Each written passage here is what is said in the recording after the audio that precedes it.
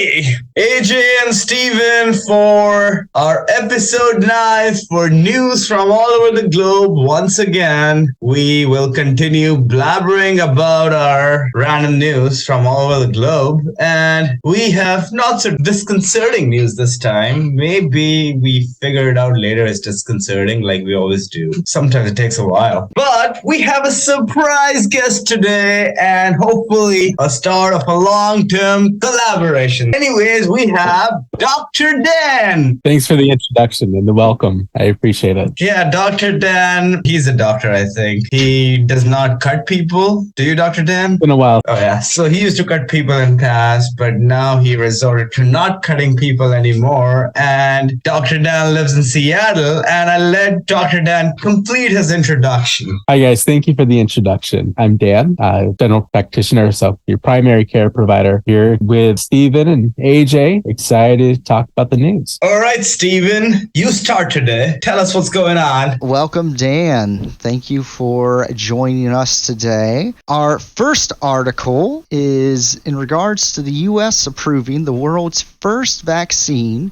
to assist in the declining honeybee problem. Oh. This particular vaccine was engineered to prevent fatalities from American foul brood disease, which is a bacterial condition known to weaken colonies by attacking the bee larva. Now, pollinators like bees, birds, and bats, they are responsible for about the third of the world's crop production. According to the USDA, the United States has seen annual reductions in honeybee colonies since 2006. Many factors threaten honeybees, including parasites, pests, and disease, much like this, and colony collapse disorder. Well, foul brood disease poses a challenge for beekeepers as it's highly contagious and it doesn't have a cure. So far, the only treatment method involves the burning of the colony of infected bees along with the hives and equipment and treating nearby colonies with antibiotics. It was a very extreme and expensive treatment. The USDA has approved a conditional license for the vaccine this week, according to the biotech firm that has been developing it, which appears to be Dalen Animal Health. They claim that it could be a breakthrough in protecting honeybees and state that it works by containing inactive bacteria that causes the American foul brood disease, Panabacillus larva. It functions by introducing that inactive bacteria to the royal jelly, which is fed to the queen, whose larva receives it and gains immunity when they hatch, and this reduces death from the illness. Pretty basic, straightforward, really cool. A California State Beekeeper Association board member, Trevor Towser, stated that the vaccine could mark an exciting step forward for beekeepers. Continuing, if we could prevent an infection in our hives, we can avoid costly treatments and focus our energy on other important elements of keeping our bees healthy. Now, Dalen plans to distribute his vaccine on a limited basis to commercial beekeepers and said that the product would likely be available for purchase in the U.S. this year. AJ, Dan, what do y'all think? That's extremely positive news. Finally, US is jumping on the wagon of protecting bees. I remember a recent study where it was revealed that bees are the most important organisms for survival of the planet. So I feel like that's a very positive news. If it's successful, that would be really good for civilization as a whole. How about you, Dan? What do you think? Exactly, AJ. If you think about it, bees are one of the prime pollinators out there for our plants, for our crops, creating this immune response within the developing larvae that can protect them, that there's more of them out there, can do quite a bit when it comes down to keeping our crops healthy. Yeah. It's exciting. Here's hoping that it will be a decently affordable solution. Well, the next article I wanted to cover is in regards to Blizzard's workplace ranking system. What does that mean, Steven? I'll tell you. According to a story run on Bloomberg Bloomberg earlier today and covered by Kotaku. This absolutely dystopian employee ranking system was implemented by Blizzard back in 2021. Blizzard is a unit of Activision Blizzard Incorporated, and they implemented a process called stack ranking, in which employees are ranked on a bell curve. Managers were expected to give a poor developing status to roughly 5% of their team, which could lead to lowering their profit-sharing bonus money and preventing them from receiving raises or promotions in the near future. When asked why, World of Warcraft directors explained that their executive leaders' reasons were that it's important to squeeze the bottom-most performers as a way to make sure everyone continues to grow. The article argues that this sort of policy simply encourages competition between employees, unhealthy competition that is. Some may sabotage another's work. It encourages the desire to find the lowest performing team so that you can be the best performing worker, and it erodes trust and creativity among teams because you're chasing metrics. You're not actually doing your job cohesively. Yeah. According to Bloomberg, Brian Birmingham, who is a co-lead developer on World of Warcraft Classic, stated that some managers, like himself, were able to circumvent or skip this for the last few years, but it had recently begun to be enforced. In fact, he and other managers were asked to keep it a secret. But out of frustration, he emailed staff last week to discuss that he can't go on working under a system like this and that he would leave the company if the policy was not reversed. Shortly after that email, he was called into human resources and terminated. In a tweet, he stated, "I would return if allowed to so that I could fight the stack ranking policy from inside."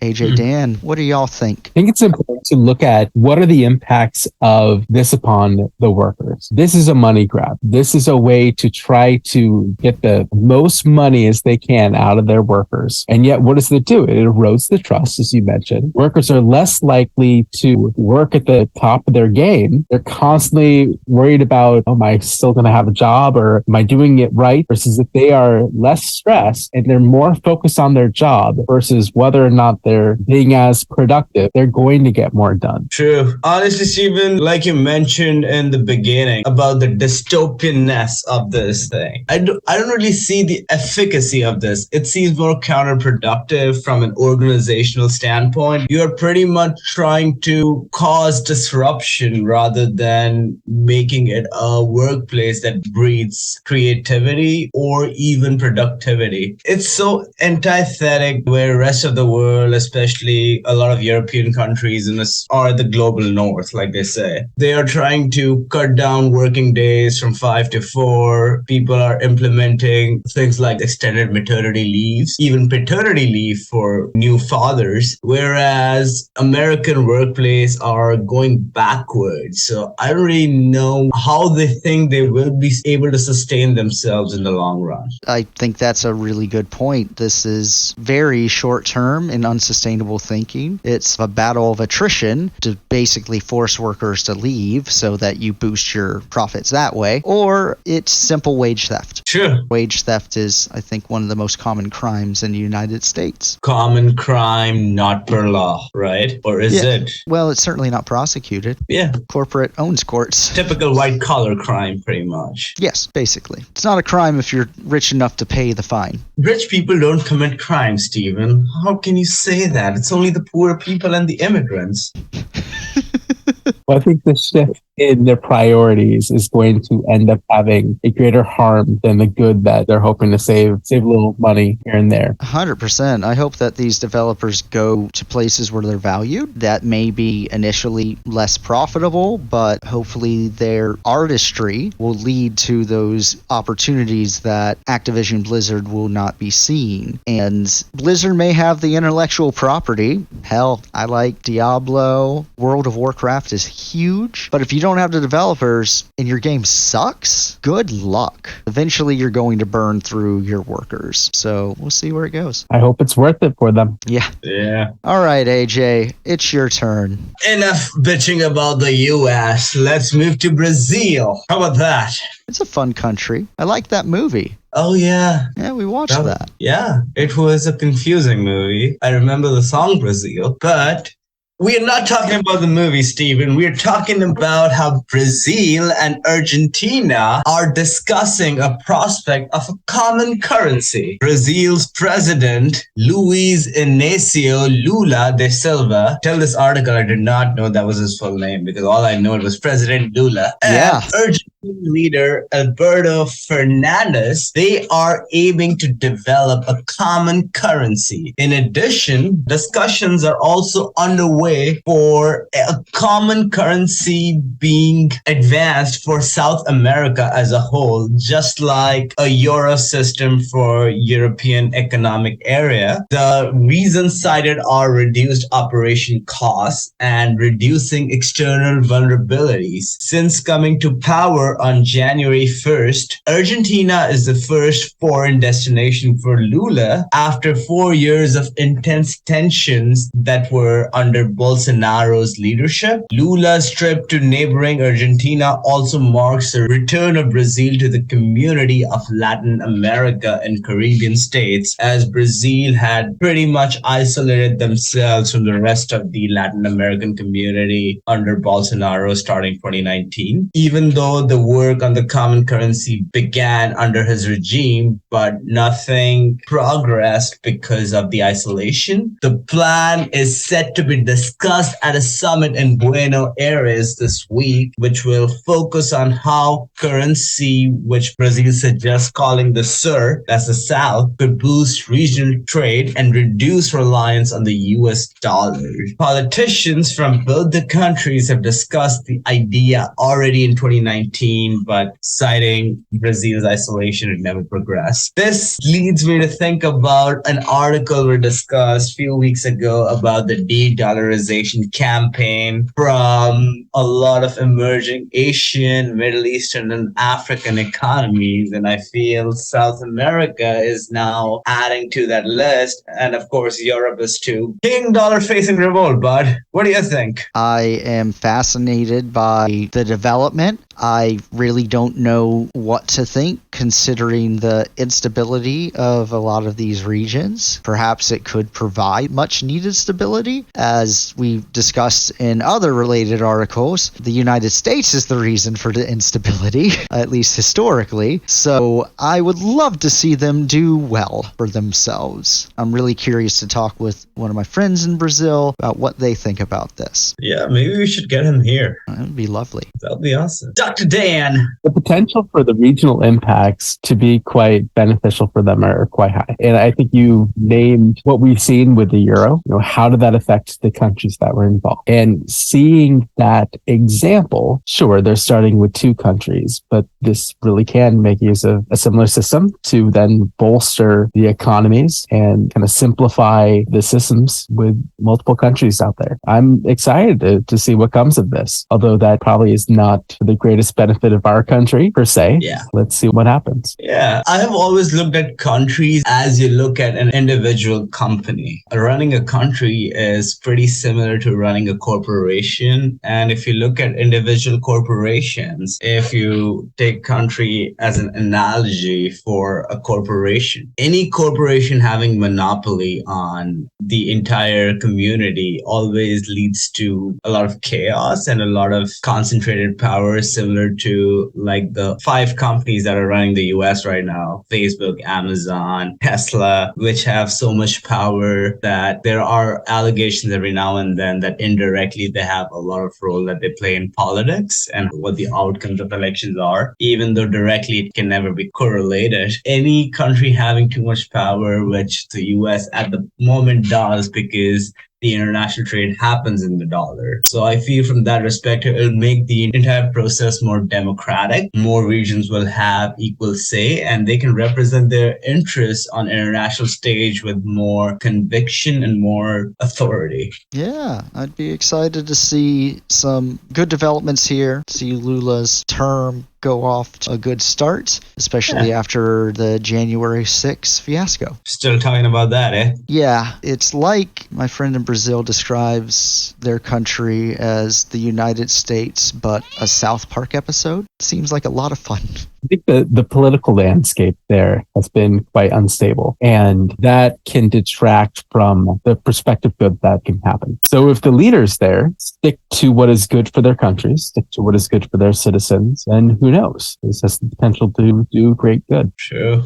Moving on, enough about South America and Brazil. Let's move to the other part of the world. That's this island called New Zealand. We have the darling of the global left, the icon, Jacinda Ardern, New Zealand's Prime Minister. She announced last week that she would be leaving the office. She was lauded globally for handling nation's worst ever mass shooting at the mosque in Christchurch in March 2019, and also for her handling the early stages of coronavirus pandemic. But she also faced unprecedented criticism at home from people opposing COVID vaccines and mandates, including a 3-week protest on parliamentary grounds last year. Her government also faced criticism for inadequate supply of houses and failure to reduce child poverty, having initially been hailed for pushing through a bill targeting zero carbon emissions by 2050. Her climate policies faced skepticism and opposition, including from farmers who protested plans to tax cow burps and other greenhouse gas emissions.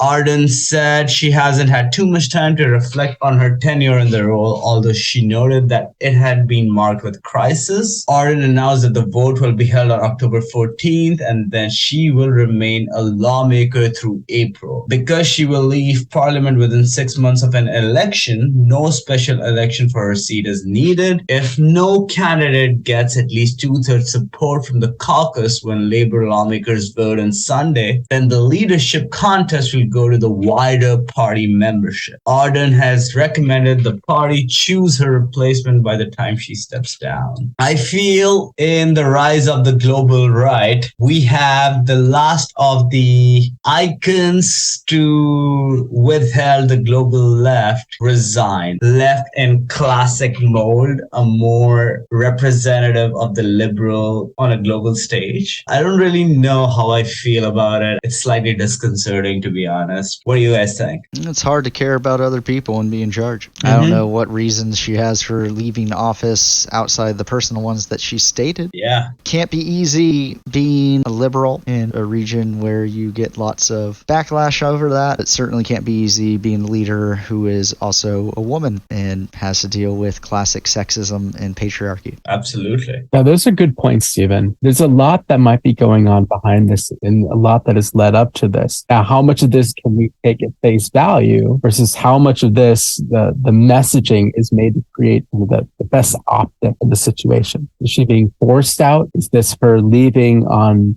her own terms? Something should be said for her willingness to acknowledge her own limitations and that humbleness that we don't often see in a leader. I like that. I think that is honorable. Whether or not there are other things that will come to light, I think remains to be seen, and we'll see what happens in the future. She'll likely be missed. She's ought to be. Yes, her term was marked with a lot of crises, but she also handled a lot of things very well. And she's only the second global leader to have birthed a child during her term. She had a lot on her plate, to be honest. COVID happened, which was unprecedented. Mass shootings in New Zealand happened that were unprecedented. It's a true loss on a global stage. But yeah.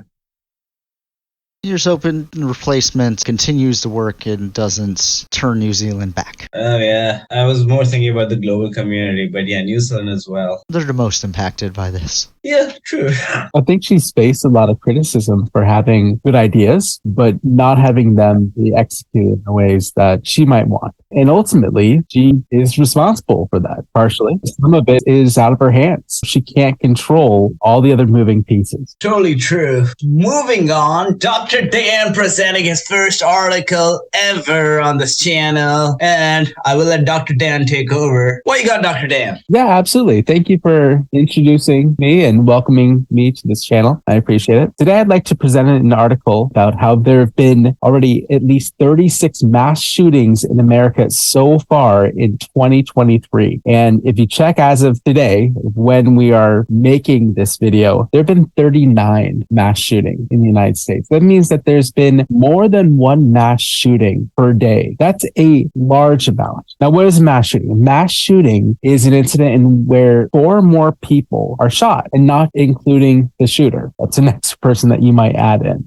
This more recent one in California that we might have heard about in the dance hall has already killed 11 people and left 9 injured. Unfortunately, this isn't new. This has been going on. It's only been getting worse. We've been seeing this year after year since 2018, where the statistics show that this isn't an issue that's just going away. But we've had 39 mass shootings so far this year. Already this year, we have had more than 1,500 people die from suicide. We've had more than 1,200 be killed, so murder, defense with a gun, homicide. So the number of people, the total number of people that have died because of gun violence in one form or another is much higher than what we've already discussed. And why is this happening? We look at the United States and we look at other countries, and Americans are, in this article, 25 times more likely to die from a gun homicide than citizens in other countries. That's tremendous. We live in a country where we have more guns than we have people. That sets us apart. You don't see that elsewhere. On one hand, with as many weapons as we do have, the vast majority of American gun owners are responsible gun owners. The vast majority are owning and operating them safely, but that doesn't get rid of even just that small amount of people that are owning and operating guns unsafely, leading to this terrible tragedy that fathers and mothers are having to bury their own kids, sisters, brothers, relatives, friends, colleagues. And it's sad. It's very sad. Although we can make changes as individuals to try to reduce gun violence, there are systemic changes that need to happen in order to limit the access to firearms. What do you guys think? I think you hit the hammer on the nail with that. Yes, the changes are needed at systemic level. Why is that people in the US feel this innate need to carry guns? Is it the crime is just proportionate in the US compared to being the richest country in the world, at least on paper, compared to like all the other parts of the world where people don't really feel the need or are not allowed to carry guns in public? And talking from 2 other countries I've lived in, being India and UK, the gun rights, there are hardly people who have guns. I'm not saying they don't, but you need very special licenses to carry guns. They're not as easily accessible. In fact, in the UK, cops are not even allowed to carry guns unless in emergencies. I just don't really get the rhetoric. Why do people feel the need to carry guns? I understand some people who like to hunt, or in the sports, yes, to defend yourself. Yes, have a gun in case your life is a threat or anything, but you don't really need an AR to defend yourself, right? I've always failed to understand that rhetoric, and I've always questioned it, but hey, to each their own. What do you think, Stephen? I think that all of these things are best met with statistics that really break down the issue as a whole. Based on the numbers that I heard you give me, Dan, we have 1.7 mass shootings a day. Almost 2 times a day where 4 or more people are likely to die due to gun violence. That's jarring. Out of all of the murder, killing, defense, that's 52 people that die a day. Suicide, 65 people die a day. Combined, 117 die every day so far this year. I just feel like that is really, really sad, because these are deaths that could have been prevented had we had the infrastructure that emphasizes compassion over deterrence. Yeah. If you want to look at those statistics, the total number of gun violence deaths as of making this video has been 2,796 people that died this year from gun violence. That's too many. It's an unreal amount. True. So what do we do about it? I don't think the way the system is set up right now, anything can be done anytime soon, at least, because every policy has to pass through Senate, and then it'll lead a bigger revolutionary bill to introduce something which is even glaringly center on the world stage, which I feel gun control is. I feel it's a center issue. It's not even a left issue like it's painted in the political stage. What we can do personally is create more awareness, maybe educate people, maybe tell them that no, they don't really need guns to live. I agree, most of the people who own guns might be responsible. I'm not going to deny the fact. But the point is how that message gets passed on to the people who are not responsible. For people who are responsible, yes, they can responsibly utilize their guns. But by that, it also extends the right to carry arms to the people who may or may not be responsible enough. Something like a weapon which can actually kill and has been responsible in so many deaths, which has been alarmingly high in one region of the world compared to all the others. There has to be some structural fault. People need to be made aware that it's not everywhere in the world. It's disproportionately high in the US. Reforms need to be introduced at a more urgent level, because every day you're not introducing reforms, more lives are getting lost. Like you rightly pointed out, Stephen, it's 1.7 mass shootings a day this year itself, and we're still in the 4th week of this year. So we still have roughly 48 weeks left, roughly 337 days. So that's roughly 600 shootings. Wow. Completely unfathomable. There has to be changes done. The classic rhetoric, at least in the South, is that if you take guns away from people, you're just taking them away from the good people, and bad guys will always get hold of guns. And there's some truth to that. However, I feel like we still need to be addressing the problem that dismisses a boogeyman, which is someone's coming to your door to take your gun. No, but they might ask you to register it. And if you don't want to do that, I think just like a vehicle, you should not have the right to operate it. You can shout freedom, you can shout Second Amendment, but truth is, it doesn't matter what guns you have. The police and U.S. military will always win. So your militia ain't shit. Mm-hmm. It's time that we start addressing the problem of just how much violence are caused by weapons of war and how easy they make it to kill one another. You can say, oh, well, a knife can kill people, or a bunch of other things. You probably talk to a person who say, I could find a dozen items in this room that I could kill you with. Okay, psycho. Mm-hmm. A gun makes it a lot easier for a weakling like me to hurt other people. And that's the problem. If you have someone that is not in a good psychological place and they decide to use that weapon on themselves or another, you get a tragedy. I don't think that children deserve to grow up in a world where they can expect